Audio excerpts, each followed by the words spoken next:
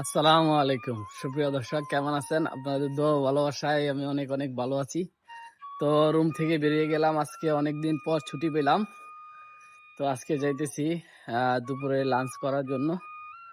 আসলে রুমেই করতাম, কিন্তু আপনাদের সাথে শেয়ার করবো বিদায় রুমে করতেছি না। আজকে দেখাবো সৌদি প্রবাসীরা একবেলা হোটেলে খাবার খেলে কত টাকা লাগে। তো চলুন কথা না বেরিয়ে ভিডিওটি শুরু করা যাক।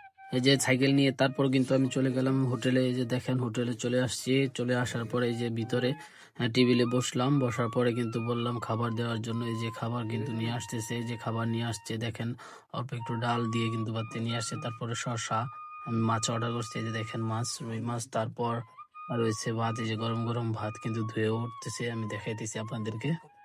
তো সুন্দর করে এই যে বিসমিল্লাহির রহমানির রহিম শুরু করে দিলাম।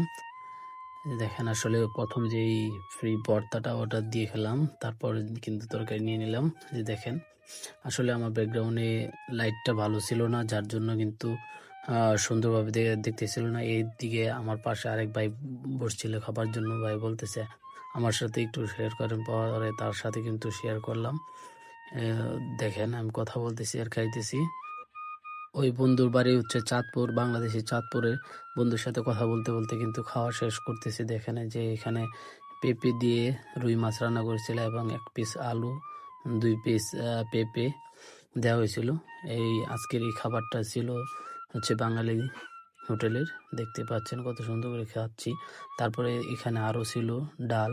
তারপর খাওয়া দাওয়া শেষ করে আমি কিন্তু টাকা দিই। যে দেখেন 10 রিয়াল দিলাম, আমাকে 2 রিয়াল ফেরত দিল।